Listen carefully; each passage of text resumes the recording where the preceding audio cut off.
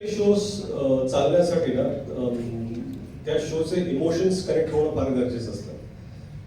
Contestants येतात, त्यांच्याबद्दल आपल्याला काहीतरी माहिती असते, पण ती लोक व्यक्ती म्हणून कशी असतात ते या शोमध्ये 10-12 दिवसानंतर आपल्याला कळायला सुरू होतं. त्यांच्यावरती जे जे प्रेशर असतात, जसं त्यांना सामना करावा लागतो, त्या प्रेशर बरोबर ते कसे होतात, कुठल्या लोकांशी त्यांची मैत्री होते, ती मॉरली कुठे करेक्ट आहे. काय आहे की प्रत्येक जण प्रत्येक वेळी मॉरली करेक्ट असू शकत नाही, आपणही नसतो, कोणी नसतं.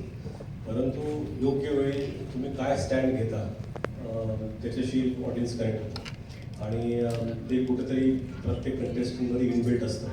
आणि मला वाटतं की तीच गोष्ट मला फार आवडते.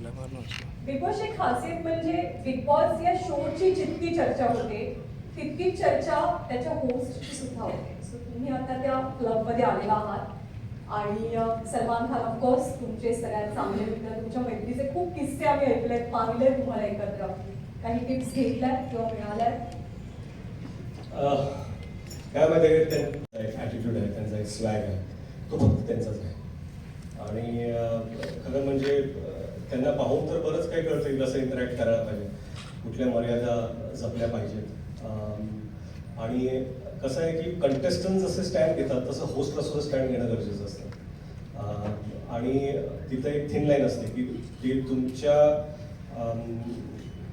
स्वभावामुळे तुम्ही एक स्टँड घेऊ शकता, परंतु एथिकली मॉरली तो स्टँड त्यावेळेस घेणं फार गरजेचं असतं. आणि I will try take that stand.